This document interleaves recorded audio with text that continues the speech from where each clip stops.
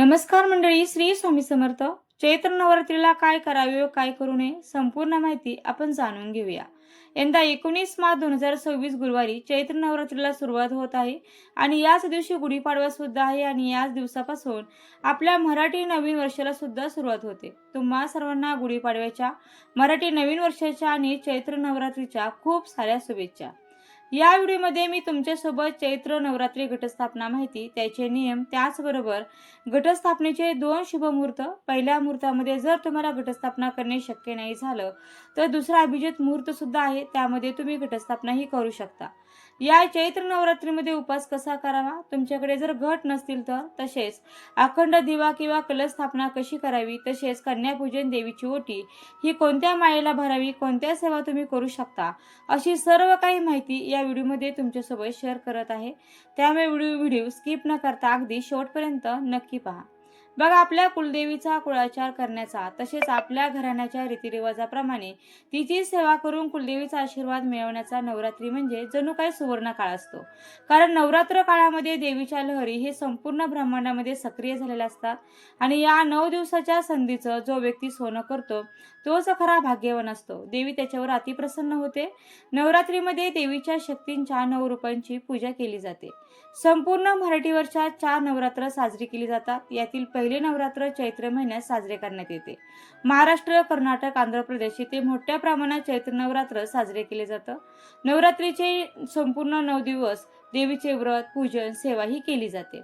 पहिल्या दिवशी देवी शैलपुत्री, दुसऱ्या दिवशी ब्रह्मचारिणी, तिसऱ्या दिवशी चंद्रघंटा, चौथ्या दिवशी कुष्मांडा, पाचव्या दिवशी स्कंदमाता, 6व्या दिवशी कात्यायनी, 7व्या दिवशी कालरात्री, 8व्या दिवशी महागौरी आणि 9व्या दिवशी सिद्धिदात्री, अशा प्रकारे देवीची 9 स्वरूपात पूजा ही केली जाते. यंदा गुरुवार दिनांक 19 मार्च 2026 रोजी सुरू झालेली चैत्र नवरात्र 27 मार्च 2026 रोजी शुक्रवारी समाप्त होईल. हिंदू दिनदर्शिकेप्रमाणे चैत्र नवरात्र चैत्र महिन्याच्या शुक्ल पक्षातील प्रतिपदेपासून सुरू होते आणि या दिवशी आपण सर्वजण आपापल्या घरी गुढ्या उभारून गुढीपाडवा हा सण साजरा करतो. हिंदू नवीन वर्षाची सुरुवात देखील याच दिवसापासून होते. धार्मिक श्रद्धेनुसार नवरात्रीची सुरुवात शाश्वत ज्योत आणि कलशाच्या स्थापनेने होते. शाश्वत ज्योत याचा अर्थ काय होतो तर अखंड दिवा, आणि कलश स्थापना म्हणजे काय, आपण जो घट बसवतो तर तो घट किंवा मंगल कलश सुद्धा आपण त्याला म्हणत असतो. चैत्र नवरात्रीच्या पहिल्या दिवशी म्हणजेच गुढीपाडव्याच्या दिवशी आपल्याला आपल्या देवाऱ्यातील नवीन मंगल कलशाची देखील स्थापना करता येते. आपल्यापैकी भरपूर जणांना बऱ्याच दिवसाची इच्छा असेल की देवाऱ्यामध्ये देवीच्या नावाचा मंगल कलश असावा, पण कोणत्या ना कोणत्या कारणामुळे किंवा थोडासा कंटाळा केल्यामुळे तुमच्याकडून ती इच्छा राहून गेली असेल तर गुढीपाडवा म्हणजे 3.5 मुहूर्तापैकी पूर्ण एक असा मुहूर्त आहे आणि योगायोगाने त्या दिवशी चैत्र नवरात्रीला सुद्धा सुरुवात होते. तर या दिवशी तुम्ही मंगल कलशाची स्थापना ही करू शकता. त्याचबरोबर ज्यांना चैत्र नवरात्रीमध्ये सुद्धा घटस्थापना करायची असते, दरवर्षी तुम्ही करता किंवा या वर्षीपासून करायची इच्छा असेल तर मग ती सुद्धा तुम्ही या दिवशी करू शकता. आता आपण मंगल कलश स्थापनेचा किंवा आपण जे काही घट बसवणार आहोत तर तो घट बसवण्याचा शुभ मुहूर्त कोणता आहे, त्याची वेळ कोणती आहे, हे देखील जाणून घेऊया. चैत्र नवरात्रीची सुरुवात म्हणजे प्रतिपदा तिथी 19 मार्च 2026 ला, अर्थात त्या दिवशी गुरुवार आहे. आता उदय तिथीनुसार चैत्र नवरात्र गुरुवार दिनांक 19 मार्च 2026 रोजी सुरू होईल. वैदिक दिनदर्शिकेनुसार चैत्र नवरात्रीच्या पहिल्या दिवशी घटस्थापनेचा शुभमुहूर्त हा सकाळी 6:53 पासून ते सकाळी 7:43 असेल. या काळामध्ये देवी भक्तांना एकूण 51 मिनिटे मिळणार आहेत. यावेळेस जर काही कारणाने तुम्हाला घटस्थापना करणे शक्य नाही झालं तर दुसरा अभिजित मुहूर्त सुद्धा आहे. हा मुहूर्त 48 मिनिटाचा असणार आहे. हा दुसरा अभिजित मुहूर्त दुपारी 12:05 पासून ते दुपारी 12:53 असणार आहे. तर या वेळेमध्ये सुद्धा तुम्ही घटस्थापना ही करू शकता किंवा अखंड दीप सुद्धा प्रज्वलित करू शकता. काही कारणाने या दोन्ही मुहूर्तामध्ये जर तुम्हाला घटस्थापना करणे शक्य नाही झालं तर अखंड दीप प्रज्वलित करणे शक्य नाही झालं तर दिवसभरामध्ये तुमच्या वेळेनुसार कधीही तुम्ही घटस्थापना ही करू शकता किंवा अखंड दीप हा प्रज्वलित करू शकता, कारण घटस्थापनेचा पूर्ण दिवसच शुभ असणार आहे. आता घटस्थापनेच्या दिवशी देवघरातील देवांची पूजा कशी करावी हे प्रथम जाणून घेऊया. घटस्थापनेच्या दिवशी आपल्या देवघरातील देवांची आधी पूजा करून घ्यायची आहे. जी आपली रोजची पूजा असते ती आधी करून घ्यायची आहे, नंतर घटस्थापना आपल्याला करायची असते. तर बघा, घटस्थापने दिवशी काय करायचं आहे, सगळे देव जे आहे ते स्वच्छ आधी करून घ्यायचे. त्यानंतर बघा, देवपूजा करताना देवांना आपल्याला पाण्याने दुधाने अभिषेक घालायचा आहे किंवा पंचामृताने किंवा दुधादह्याने आवर्जून अभिषेक घालावा. जेवढ्या देवांच्या मूर्त्या आहेत त्यांना तुम्ही दुधाने आणि पाण्याने अभिषेक घालून घ्यायचा आहे किंवा पंचामृताने अभिषेक हा घालून घ्यायचा आहे. आणि त्यानंतर घटस्थापनेच्या दिवशी जे कुठले तुम्ही देवाऱ्यात कापड वगैरे अंथरताय ते देवांसाठी लाल, हिरवं, पिवळे हे कापड अंथरा. मात्र नवीन कापड देवांना व देवघरात अंतरण्यासाठी या दिवशी मात्र घ्यायचं आहे व नवीन कपड्यावरती देवांची स्थापना ही करायची आहे. तसेच तुमच्याकडे चैत्र नवरात्रीची घटस्थापना असेल तर जोड विडेच्या पानावर फक्त देवीच्या टाकाची स्थापना केली जाते. म्हणजे देवीचा टाकच घटी बसवला जातो. इतर देवी देवता घटी बसवले जात नाही, म्हणजे विड्याच्या पानावरती ठेवले जात नाही. आणि ज्यांच्या घरी घट बसवले जात नाही त्यांनी कोणत्याच देवाची स्थापना विड्याच्या पानावर नाही केली तरी चालते. एक गोष्ट लक्षात ठेवा, घटस्थापना केली तरच देवीचा टाक हा घटी बसवला जातो, म्हणजे विड्याच्या पानावर ठेवला जातो. तसेच नवरात्रीत सर्व देवांची पूजा देखील करू शकता. मात्र जर देवीचा टाक घटी बसवला असेल तर फक्त आपल्याला देवीचा टाक मात्र अजिबात 9 दिवस हलवायचा नाही. इतर देवी देवतांची पूजा मात्र करू शकता, म्हणजे त्यांना स्नान देखील घालू शकता. रोजच्या प्रमाणे आपण देवपूजा करतो त्याप्रमाणे आपल्याला रोजची पूजा ही करायची आहे. आणि नंतर घटस्थापना अखंड दिवा लावून तुम्ही आरती वगैरे करू शकता. तसेच चैत्र नवरात्रीमध्ये तुमची इच्छा असेल तर तुम्ही 9 दिवस उपवास देखील धरू शकता किंवा बसता उठता देखील उपवास धरू शकता. किंवा एखाद्या मायेला तुम्हाला उपवास धरायचा असेल तर त्याही दिवशी तुम्ही संपूर्ण दिवसभर उपवास धरायचा आणि दुसऱ्या दिवशी सकाळी सोडायचा. अशा पद्धतीने तुम्ही तो उपवास पूर्ण करू शकता.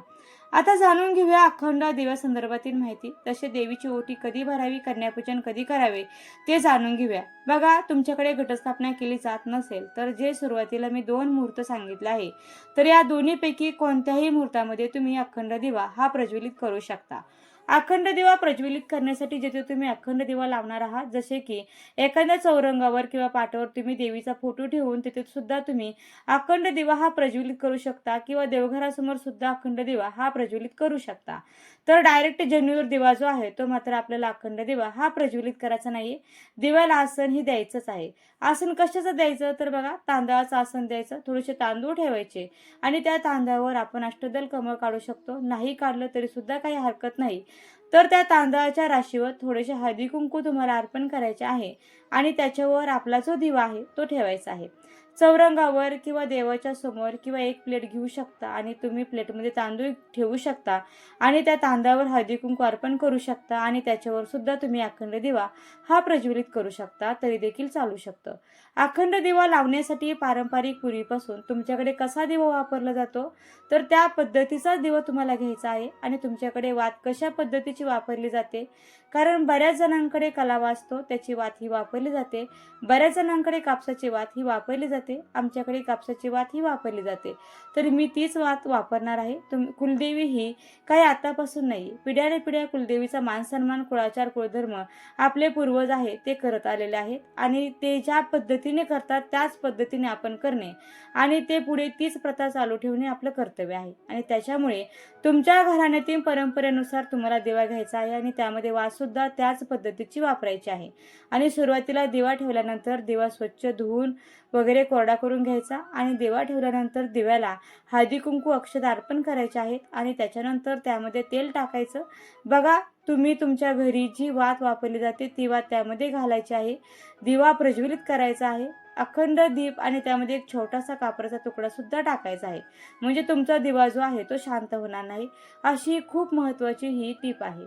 कारण बऱ्याच जणांना भीती वाटते की माझा दिवा शांत होईल किंवा जे बरेच जण बघा विजन म्हणतात. आता मी इथे विजन म्हणत नाही, तर त्या दिव्याला त्या विजण्याला शांत असा शब्द वापरत आहे. जर तुमचा दिवा जो आहे तो शांत होणार नाही, कापराचा तुकडा जो आहे तो तुम्हाला त्यामध्ये टाकायचा आहे. आता ही झाली आपली अखंड दिवा प्रज्वलित करण्यासंबंधित महत्त्वाची माहिती.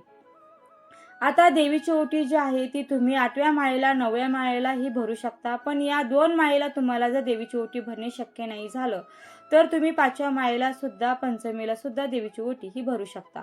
आणि या तिन्ही याला काही कारणामुळे तुम्हाला शक्य नाही झालं, तर नवरात्रीच्या 9 दिवसामध्ये कोणत्याही दिवशी तुम्ही देवीची ओटी भरली तरी सुद्धा चालते. घरच्या घरी देवीची ओटी तर भरायचीच आहे, पण तुमच्याकडे घटस्थापना असू द्या किंवा घटस्थापना नसू द्या, घरच्या देवीची ओटी तर भरायचीच भरायची. पण तुमच्या घराच्या आजूबाजूला एखादं देवीचं मंदिर असेल तर त्या देवीच्या मंदिरामध्ये जाऊन देवीची ओटी आवश्यक तुम्हाला भरायची आहे. आणि कन्यापूजन जे आहे ते अष्टमीला किंवा नवमीला केलं जातं. तुमच्याकडे ज्या दिवशी करण्याची पद्धत आहे त्या दिवशी करू शकता. आणि अष्टमी किंवा नवमी या दोन्ही तिथीला तुम्हाला कन्यापूजन काही कारणाने करणे शक्य नाही झालं, तर तुम्ही पंचमीला केलं तरी सुद्धा चालू शकतं. पण शक्यतो नवमीला आणि अष्टमीला कन्यापूजन करण्याचा प्रयत्न करावा.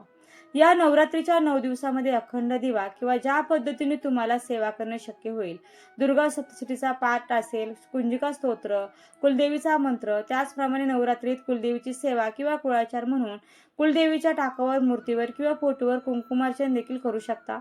त्याचबरोबर देवीला लवंगाची माळ देखील तुम्ही या नवरात्रीच्या 9 दिवसांमध्ये कधीही घालू शकता.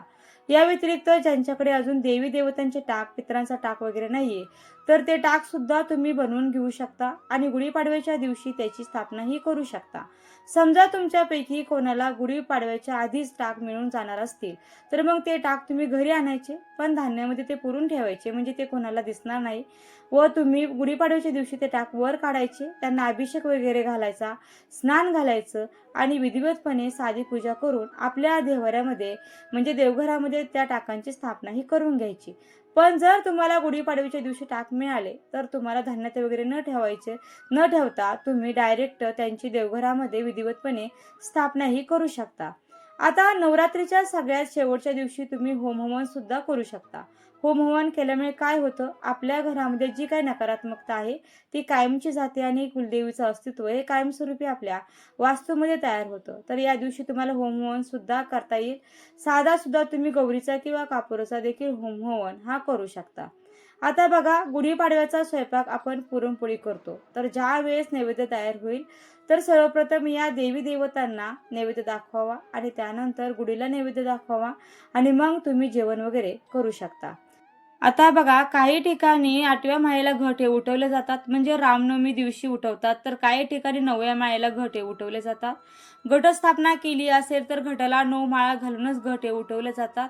तुमच्याकडे जसा कुळाचार असेल त्यानुसार तुम्ही घट उठवू शकता. आमच्याकडे 9व्या माळेला घट उठवले जातात आणि त्या दिवशी उपवास देखील सोडला जातो. आणि या चैत्र नवरात्रीमध्ये जर तुमच्यापैकी कोणी घट बसवला असेल तर देवीचा टाक एका जागेवरून हलवायचा नाही. कधीपर्यंत, तर 9 दिवसापर्यंत. तुम्ही जेव्हा घट हलवाल तेव्हाच मग देवीचा टाकही हलवू शकता आणि तेव्हाच तिला स्नान देखील घालू शकता, अभिषेक देखील घालू शकता. तोपर्यंत म्हणजे 9 दिवसांची यंदा नवरात्र आहे, तर तुम्हाला 9 दिवस देवीचा टाक अजिबात हलवता येणार नाही आणि त्यांना स्नान देखील घालता येणार नाही.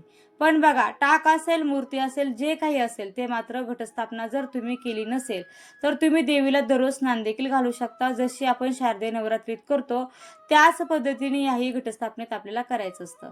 आता बघा, मी तुम्हाला चैत्र नवरात्रीचे काही महत्त्वाचे नियम देखील सांगते, तेही तुम्ही लक्षात ठेवा. चैत्र नवरात्रीचा उपवास करणाऱ्या व्यक्तीने कुठेही राहणं टाळावं, म्हणजेच आपल्याच घरी राहायचं आहे, दुसऱ्याच्या घरी अजिबात राहायचं नाही आणि परान्न देखील घ्यायचं नाही.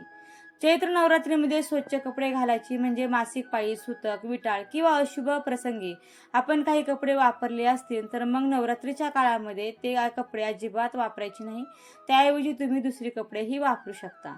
या नवरात्रीत घटस्थापना जर केली जात नसेल तर तुम्ही फक्त अखंड दिवा लावून आपल्या कुलस्वामिनीची, कुलदेवीची सेवाही करू शकता. किंवा हेही तुम्हाला शक्य नसेल तर या नवरात्रीमध्ये आपल्या कुलस्वामिनीसाठी, कुलदेवीसाठी तुम्ही मंत्र, कुंजिका स्तोत्र, दुर्गा सप्तशती पारायण या सेवा केल्या तर अतिशय उत्तम आहे. चैत्र नवरात्रीमध्ये उपवास करणाऱ्यांनी दिवसा झोपणं टाळावं, म्हणजे व्रताचं आपल्याला संपूर्ण फळ हे मिळतं. कोणतेही व्रत असेल तर मग त्या व्रताच्या दिवसभरात आपल्याला झोपायचं नसतं. आपण डायरेक्ट म्हणजे सकाळी सकाळी उठल्यानंतर रात्री झोपायचं. दुपारी वामकुशी ही सुद्धा अजिबात घ्यायची नाही.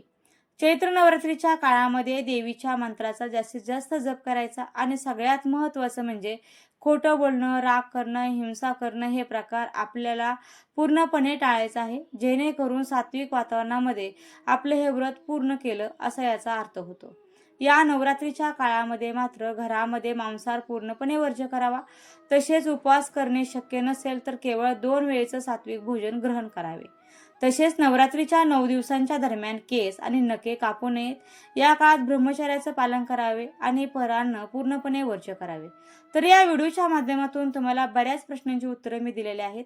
तर जास्तीत जास्त व्हिडिओला शेअर करा, म्हणजे बऱ्याच जणांना हा व्हिडिओ जो आहे तो युजफुल ठरेल. माहिती आवडली असेल तर व्हिडिओला नक्की लाईक करा व चॅनलला सबस्क्राईब करायला मात्र अजिबात विसरू नका. आणि व्हिडिओ शेवटपर्यंत पाहिल्याबद्दल अगदी मनापासून तुमची खूप खूप आभारी आहे. धन्यवाद. श्री स्वामी समर्थ. जय जय स्वामी समर्थ. राम कृष्ण हरी. जय जय राम कृष्ण हरी.